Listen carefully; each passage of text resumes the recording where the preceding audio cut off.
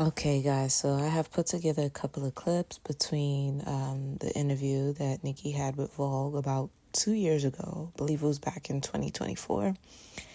And also the clips with Sir John and also clips with Armon Wiggins from his live stream, which you could go check out on his channel to watch the full thing, where it's titled, I Don't Hate Nicki Minaj, or I Don't Dislike Nicki Minaj, or something along the lines of that. And I'm going to come back and give you my opinions, my commentary on those three clips and what I think.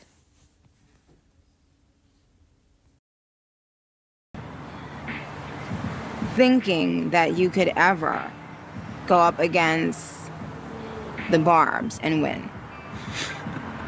What is the biggest misconception about you? That I'm mean. Would you still consider yourself a homebody? Yes.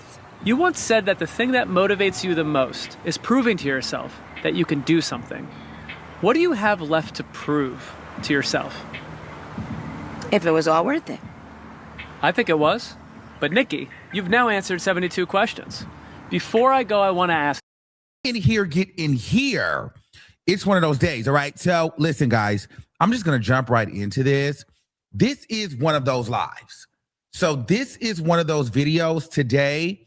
It's given you unsubscribe, you don't like me anymore, you unfollow me. It's all of that today. So prepare to feel some type of way, be upset with me, and maybe you won't like me for a few months. Okay? I get it. I understand. And so that's why, I had a lot of topics that I wanted to cover today, but I was like, you know what? We'll save that for tomorrow, and then we'll get to our regular scheduled programming. But I kind of wanted to get into this Nicki Minaj piece, and I was actually trying to see how I felt about everything that she had going on. Hold on, let me grab my pillow real quick. Because, baby, I need my pillow back here, boo. All right. So, in regards to Nicki, it's a lot of moving parts with this. And I think I'm going to try to articulate my point first, and then we can try to dive into why I feel like she went right.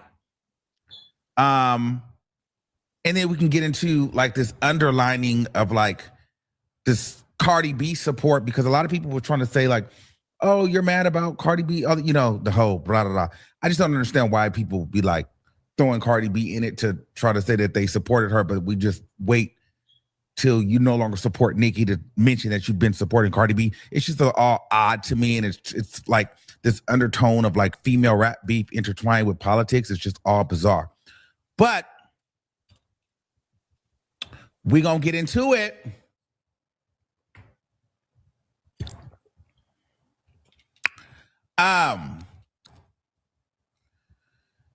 So I'm trying to think about how I'm going to articulate this, because what was my thought? So as it pertained to Nicki Minaj, I'm not coming from a political standpoint, because I'm not the most political, right? So I understand that there's policies and there's certain procedures that many people don't agree with when it comes from the Republican MAGA Donald Trump side, right? While I don't agree with everything that happens on that side, I do have a level of respect for Nicki Minaj for standing on her beliefs. Okay? I'm seeing a lot of people, Black people, telling me she doesn't like my kind. Why am I supporting her? They're unfollowing me. There was a woman that literally said, let me show you. She had wrote, I'm unfollowing you. Thanks for the daily tea on the Diddy case, though that was truly a time. So she unfollowed me because I said I have respect for Nicki Minaj. So in a nutshell, my thing is this. I'm a Black gay man. This is what y'all not gonna like. But since we're taking Nicki Minaj's standpoint and we're all making it about ourselves, right? Because what we're doing is we're saying these are her political views.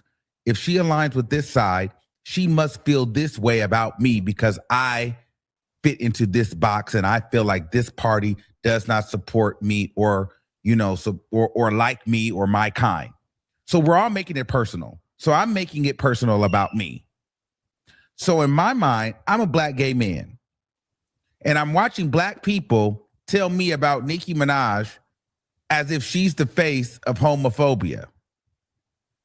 But I am a broadcaster and a content creator in urban media, hip hop culture, and I broadcast to hundreds of thousands and millions of people a month, whom all, or a majority, don't agree with my lifestyle. Actually, they call it a lifestyle when I don't view it as a lifestyle. It's my life. And when I talk about those situations and those frustrations, even here on this platform, I am dragged by my female followers or followers that fall into place, even gay people. I've gotten DMs from women feeling some type of way because I'm standing up for a cause or saying that I feel that a lot of women particularly are homophobic. So it makes me feel like I can't even discuss how I feel being a gay person in this community that I work and live in, right?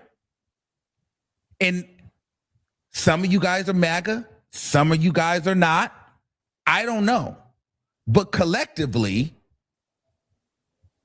a vast majority of black people, y'all don't f with me anyway. Because I like niggas. You tolerate me, but you don't agree. And I, by default, and many people have told me here, have to respect your opinion and have to respect the fact that you are allowed to have an opinion. Every time there's an LGBTQ topic on this platform, people, why the LGBT, they always get so offended. They always get upset. They hate when people have an opposite opinion of them. So I'm expected with my black gay ass to allow everyone else to have an opinion on my life, whether they agree or disagree, and can call it a lifestyle when I don't call it a lifestyle. You know, choosing to have a baby or not have a baby is a choice. Not being gay. You know, deciding to work out every morning and go to the gym. And I don't like that you saying, hey, after, and I've seen her abuse so many of my peers. When you say abuse, I don't like my lip gloss. I'm gonna wipe it on your shirt. I don't like that you saying, hey, after you set everything up to do an amazing video, everything is set, and now you say, hey, I missed my dad's wake. I have to go to the funeral. He's already dead, isn't he? I can go. I can go. I'm trying to give you the edited version. I remember Hype Williams. He asked me, can I do something for him? I'm like, yeah, bro, whatever you need from me, just name it. It's all good. I want you to do some makeup for Nicki Minaj. Hell no. No. I have turned her down more times than a little bit. A shout out to the Barbs, whatever. I love all you guys. I just don't think she's a really nice human. And if I know that I'm not going to allow you to push me in any way. And I've seen her abuse so many of my peers. No. Abuse. And I'm keeping it real. That is something where to suffer that much abuse, it's just not okay. No, she's missing like a sensitivity chip in her brain. There's something wrong. Everyone has a price, and there's no money that I would take. What's brewing? This is Sunflower Sage here. And yes, I'm laying down because it's late, but I definitely did want to give my opinions on a live stream that Armon Wiggins did a couple of weeks back. You know, when Nicki Minaj made her appearance with Trump again publicly. We've seen him out, and, you know, she sat with, was it? No, I don't think that already had happened, but she had sat down on that right-wing quote unquote conservative Christian platform. What was it called? Turning Point something. And that had already happened, where she was like, boys, it's okay, boys will be boys. It's okay to be a boy, basically saying that, trans women should stick to being boys and shouldn't transition. And even if you transition, you're still a male, still a boy, still a man, right? And that ruffled people's feathers. But, she was out. She made her appearance. I think this is the time where she wore that white coat. And everybody was saying how she looked like Big Bird up there, how she looked big. And I just think it was the coat that was making her look big, because it's supposed to be like a very puffy coat, because she later appeared at that wedding with her husband, Kenny Petty, and she had on a dress, and she looked good. She didn't look overweight or any kind of way that people were suggesting. Her hair even looked better, because that lace that she had before was looking crusty. I guess all her gay stylists was like, girl, we're not doing you anymore, since you want to be over there with Trump and spewing all this anti-gay, anti-trans rhetoric. So, but clearly somebody's been giving her the hookup, because she's been looking better. And that was only that one time where the edges was crusting and rolling up and looking a hot mess. It was all white and whatnot, which we have never seen her looking crazy like that. Maybe like in the early 2010s when she first came out, those lace wigs weren't holding a candlelight to what she got now, because those lace wigs back in the 2010s was looking a hot mess as well. But you guys remember that shit? And I'm not talking about like how she had like the big beehive wig. No, I'm not talking about the style. I'm talking about the application. Like, there was one time where it was like the lace was on her forehead. Like, the wig was so like pulled too down onto her forehead. Like, it was giving wiggy.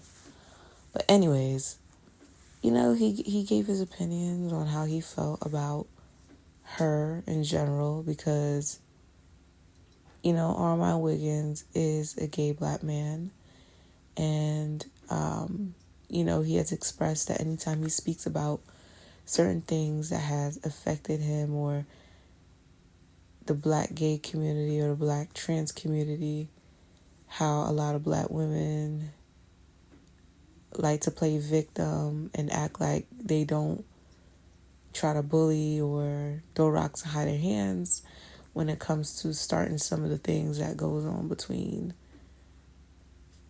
the black trans community, the black gay community, and then black women, and the homophobia and the transphobia and all that stuff. And, he just was like, I'm not going to let nobody bully me. And because he has a lot of black women that supports him, right? And he has a lot of black men who support him. And a lot of times when he shares how he feels on certain topics or perspectives pertaining to issues with black women, and sometimes how they feel like they can treat gay black men like accessories, and they respect you when you put a wig on. They respect you when you put on a dress and you got a full face of makeup and you're acting all flamboyant and over the top.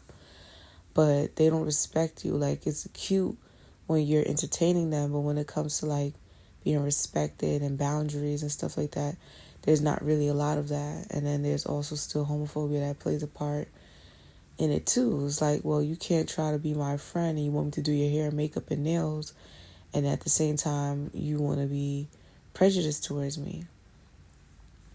And some black women don't like that. he calls attention to these things.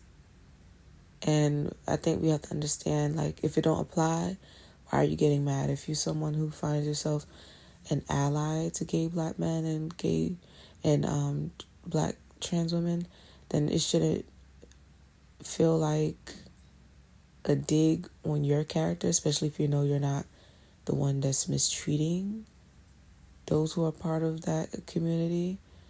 But of course, there are some who definitely do like to teeter on both sides of, yeah, I'll keep you around because you're fun to hang with. You're my accessory or whatnot. You could hold the door open for me. You could do my nails. You could do my hair and all that. But also not really respecting you as a person.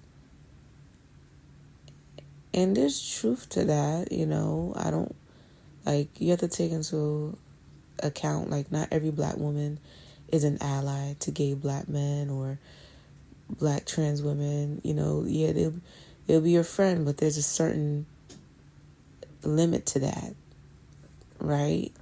There's a lack of respect. There's a lack of consideration. There's a lack of sensitivity with some of us.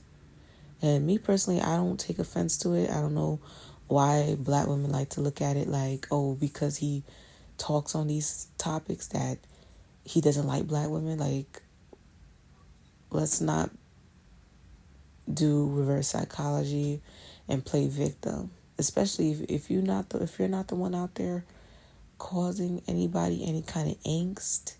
I don't see why his message is offending you. He's speaking about an issue, and a solution and a conversation and dialogue cannot happen unless the problems are pointed out. He's not saying that all black women are doing this, but some do, and that's who he's talking about.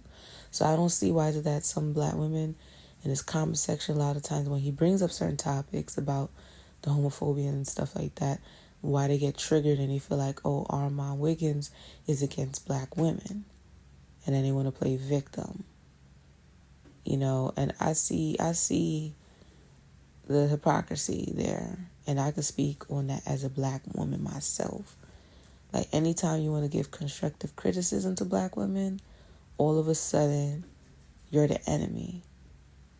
And because he's a gay black man, they could say, oh, he doesn't like black women, as a way to escape having to answer some of the questions and being held accountable, or admitting to being wrong and doing better, apologizing, taking accountability. I've had it happen to me as a black woman, where I point out certain things and speak on certain behaviors that we as black women exhibit and project. The jealousy, the animosity, the envy, the mean girl behavior, the bullying, and we're grown. Like, a lot of us are in our late 20s, early 30s, late 30s, and we still have to deal with being harassed, bullied, and dealing with toxic, narcissistic women. And I'm speaking about black women because I'm a black woman and that's who I'm around. So don't come over here talking about, other women are like that too. Of course. All cultures, ethnicities, races have mean girls, women who are bitches, women who are mean, women who are evil, intentionally. But I'm a black woman. I'm not around other women as much as I'm around black women. But yes, women as a collective tend to, behave like that. When you call foul on their behavior, now they want to play victim and say, make up lies and try to, change the narrative. They like to bully people. Then when it's time to be held accountable, now they're the victim. It doesn't work like that. And so a lot of black women didn't like what he had to say on his podcast or his live stream where he spoke about, rocking with Nicki and her stance on going MAGA, because why be loyal to an industry when everybody has turned their back on you? And then when you're being bullied, harassed, mistreated, whatnot, people are expecting you to like stay on code and, you know, keep up appearances and put on a poker face, even though you're uncomfortable, even though you're being sabotaged, even though you're being harassed, bullied, and mistreated and discriminated against. And no, I'm not going to stay on code. F that. You know, I'm going to do a Uno reverse and do what's best for me. And if that means going against everybody in the process of that, the same people who don't support me anyways, so be it. And so I guess he could see the logic in Nicki's stance and her going MAGA and wanting to change the industry, because quite evidently the music industry is changing and not for the better, and the money's drying up, and you know, going into politics is where the money is.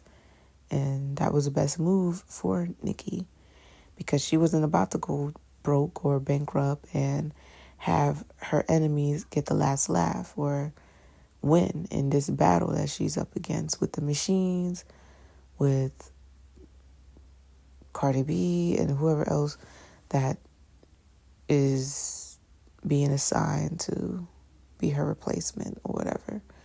And you know, Nicki is getting older. She's 43.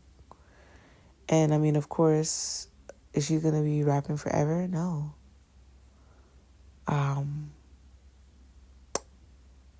But what the industry has tried to do in terms of like trying to push her out of her chair, push her out of her position, that's not okay. But on the other side, it's like, you know, Nicki has done a lot, said a lot, where people don't sympathize for her because they see her as a bitch and she's a mean girl. And, you know, recently, a makeup artist, a well-renowned makeup artist by the name of Sir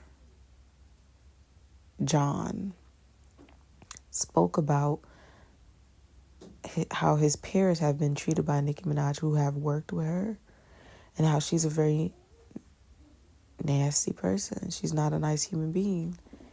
And how, you know, if she didn't like her lip gloss, she would wipe it off onto their shirt. And then there was one time where one of the people that was working with her had a relative that passed away, I believe a father or uncle, and they needed to go to their wake. And she has said, well, isn't he dead already? So I don't think those are lies. I know the Barbs and whoever want to believe that she's this nice person and stuff.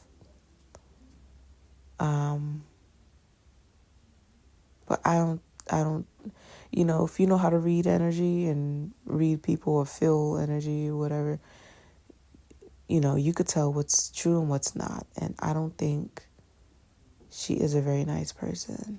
I don't think that's something that she's known for being. And I know in her Vogue interview, she was like, you know, the interviewer had asked her, what is something that you think is true, that people think is true about you that isn't? Or what is one thing you want people to know about you that they don't know? Something along the lines of that. And she was like, oh, that, you know, I'm not a mean person. That's what she said. And when she said it, I wanted to believe it. And I think at that time she was very vulnerable, or trying to be, and she was healing, and maybe she was having a coming to Jesus moment, like, you know, yeah, I have been kind of spiraling out of control with people over my career, and I haven't been nice, and, you know, trying to atone for her misdeeds. And, you know, she just had a different demeanor in that interview, especially since now she's a mother, right? And that had happened about 2 years ago, that interview with Vogue. And yeah, like her demeanor was different. You know, motherhood changes your perspective. And she's an older woman now, still young, in her early 40s. But maybe she has done a lot of reflection on who she used to be in her 20s, her 30s, and who she is now in her 40s. And I think a lot of things that she has done has come back to bite.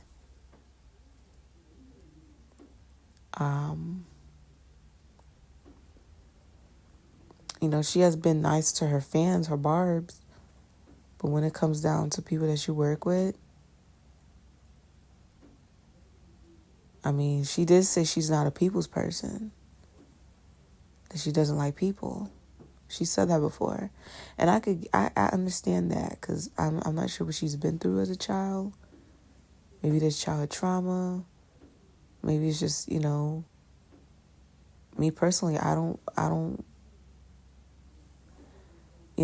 wish the best for the human collective, but people are evil. So I don't really enjoy dealing with people either, but I don't project that, or at least I try not to. If you're cordial and polite with me, I return the same favor. But she also did say that, and I'm not sure what it's like being in the industry and dealing with stress, but she talked about how women are expected to be nice even when things are going wrong. And, being assertive is seen as being bitchy. And she's seen Wayne treat people like shit, and they respect him still because he's a man. There's still respectability even when he's being an asshole because he's a man. But if you're a woman and you're doing that, you're a bitch. And I feel like either way, you're wrong, as a woman or a man. If you're being bitchy, if you're being an asshole, those are not good things. And just because you're under a lot of pressure, working with people around the clock, you're exhausted, going from meeting to meeting, handling business, that doesn't give you the right to treat people like shit, because everybody's working hard. And nobody's your subordinate, and nobody's under you. Nobody's beneath you.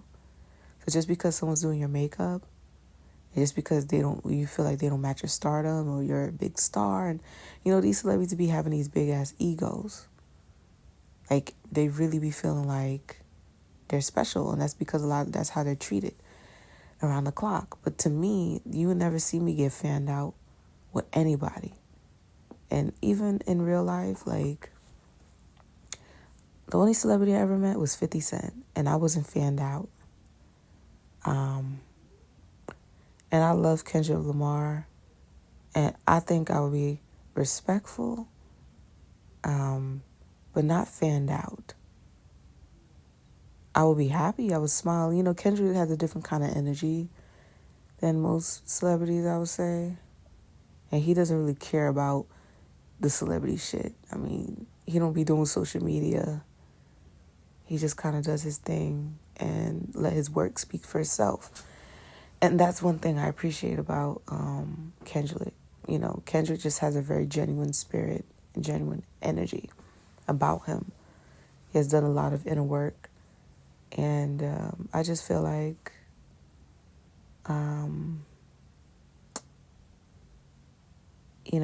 Nicki is one of those people where definitely have a big ego, cocky, narcissistic, some would say. And I don't know, people, they don't like the whole horoscope thing, but I could tell you from personal experience, and every sign is toxic. Anybody could be toxic, and anybody could be a beautiful human being and be a light in the world, right? But a lot of people are toxic regardless of their horoscope. But, she is a Sag, and that's a fire sign. And I noticed that with fire signs, Aries, Sag, and Leos, they think they could bully people and get away with it. And they think they're supposed to be scary, and they're the big dog, and you have to bow down. And, they like to try to intimidate people and bully and instigate. And everybody's not going to go for that. Everybody's not going to go for that. So,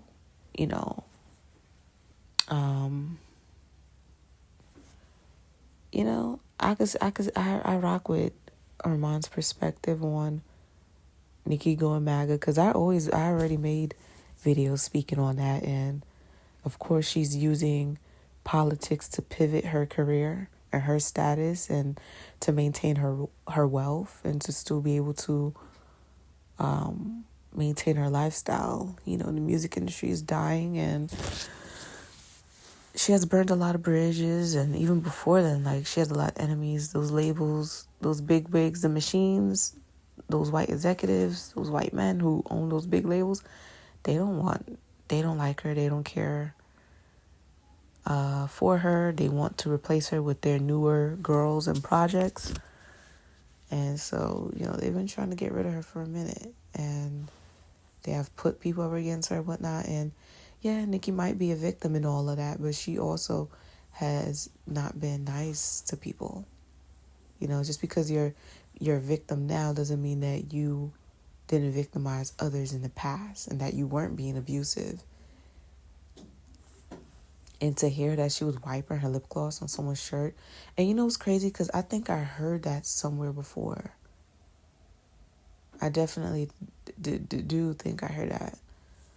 And some people find it so hard to believe that their faves have done this. But to me, character integrity and having empathy, that means more than your work as an artist, as a celebrity, whatever. I don't care about that. I care about who you show up as and who you are. And if you're out there mistreating people, abusing people, and you think it's cool, and you think, oh, because I'm XYZ and I'm this big star and I got all these plaques and I went triple platinum how many times, and I don't give a fuck about that. You're going to respect me. You're not going to strip me of my fucking humanity simply because you think XYZ. Because you know what? God don't give a fuck about how many commas you got in your bank account and how many accolades you got and how many awards you got and how many times you've been on Billboard and top Billboard. God don't care about that. God don't care about your accolades and how many degrees you got. He don't care about that. He don't care about how T your body is and how pretty you are, and you don't give a fuck about that. That doesn't matter. 'Cause what your soul is judged by, you know, when your heart is weighed on that scale, like in Egyptian mythology or spirituality, the concept of ma'at and balance. When your soul is weighed,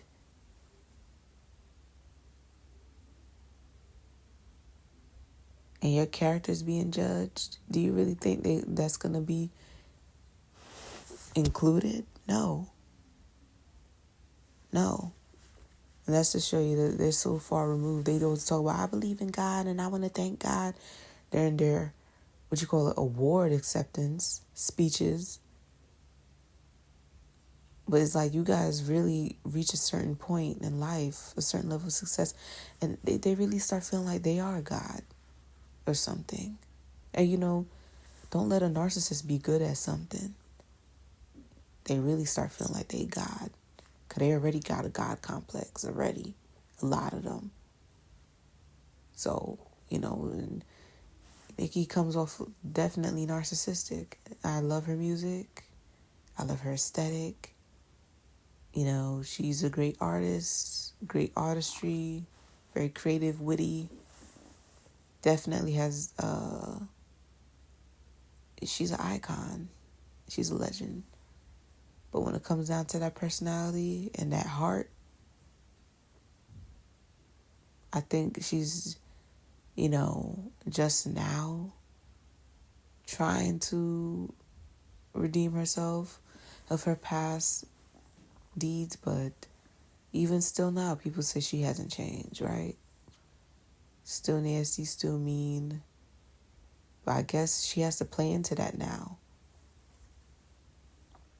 She has to play into that now. You can't convince the public otherwise that you're not the bad guy. Because you have been the bad guy while also being a victim. But like I said, it's hard for people to feel bad for you. Especially when you've done things to other people. And then another part of that is Well,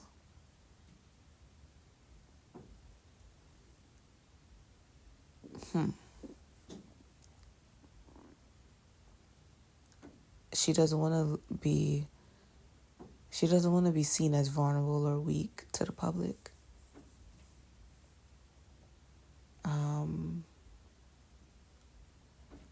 That's why she's very defensive and nasty in her responses.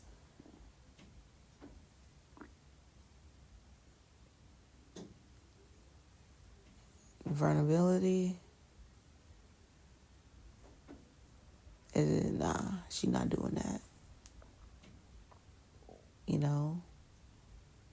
So it's hard. It's hard to sympathize. But I guess the lesson that we could take from this is, do what's best for you, even if people looking at you sideways. Because if no one has your back and you got to do what you got to do, sometimes you have to do something very unconventional. And no one has her back as of late. And no one could give her the protection that the MAGA administration can and align herself with politics. And, politics is all bullshit anyways. But she's in it to win it. So that's all I gotta say. Y'all like, share, subscribe, comment. Let me know what you think.